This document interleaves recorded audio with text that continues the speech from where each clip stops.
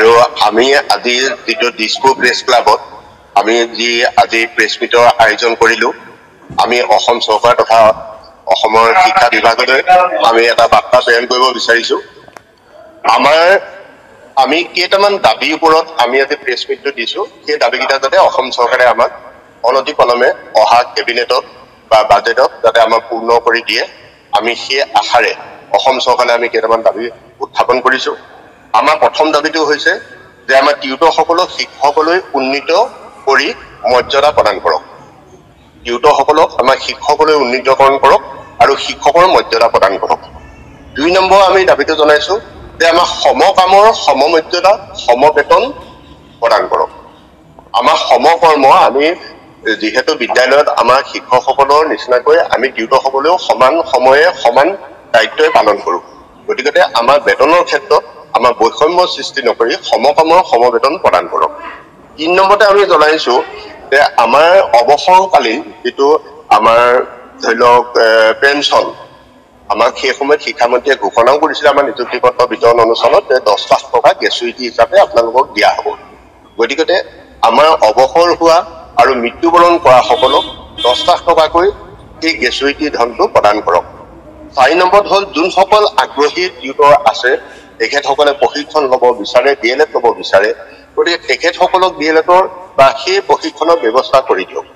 আৰু ৬ নম্বৰ দাবীটো হৈছে একমোডিটেডত টিউটৰৰ ক্ষেত্ৰত যে তেখেতসকলৰ কোনো DLED বা টেট নাই, কিন্তু তেখেতসকলৰ ক্ষেত্ৰত এটা হ্ৰস্বকালীন প্ৰশিক্ষণৰ ব্যৱস্থা কৰি চৰকাৰে তেখেতসকলক শিক্ষকলৈ উন্নীতকৰণ কৰক। গতিকে এই দাবীকেইটাই আমি অসম চৰকাৰৰ প্ৰতি আহ্বান জনাইছোঁ।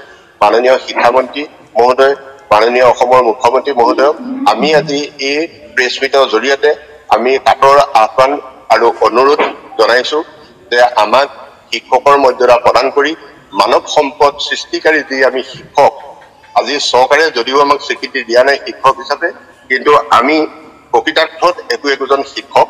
গতিকে আমাক শিক্ষক হিচাপে আমাৰ নিজ দায়িত্ব আৰু কৰ্তব্য পালন কৰিবৰ কাৰণে চৰকাৰে আমাক সেই সুবিধাকণ প্ৰদান কৰক, যোনটো আমাৰ ন্যায্য প্ৰাপ্য। আমাৰ যোনটো যে আমি বৰ্তমান চৰকাৰৰ আশ্বাস আৰু প্ৰতিশ্ৰুতিত আমি আশ্বস্ত হৈ আছো।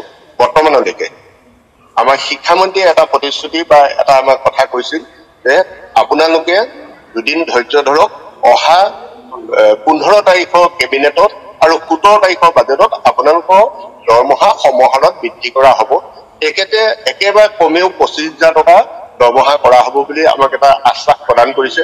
যিহেতু আমি আগতে 10,800 টকা বা 12,800 টকা তেনেকুৱা দৰমহা পাই আছো। গতিকে এতিয়া তেখেতৰ সেই প্ৰতিশ্ৰুতিটোত আমি সম্পূৰ্ণ বিশ্বাস কৰিছোঁ আৰু সেইটোৱে সঁচা হওক। আমি অশেষ তেখেতক ধন্যবাদ জ্ঞাপন কৰিছোঁ যে যদি তেখেতৰ প্ৰতিশ্ৰুতিটো মতে আমাক যদি বৰ্তমান সেই বেতনটোও দিয়ে, অন্তত মানুহখিনিয়ে এমুঠি ভালকে খাব পাৰিব পৰিয়ালৰ লগত। আজি হয়তো এমুঠি আমাৰ এই টিউটৰসকলে ভালকে বিহুৱে সংক্ৰান্তিয়ে মাছ এটা আনি বা মাংস অকণমান আনি পৰিয়ালৰ লগত খাব পৰা নাই 10,000 টকা। গতিকে আমি আহ্বান, যদি চৰকাৰে মানি নলয় তেতিয়াহ'লে আমাৰ সন্মিলিত টিউটৰ মঞ্চৰ সেইদিনাখন এখন সভাত এটা সিদ্ধান্ত হৈছে যে আমি চৰকাৰলৈ এইটো আমি শেষ সময়সীমা আমি বাট চাম। চৰকাৰলৈ আমাৰ আস্থা আৰু বিশ্বাস আছে।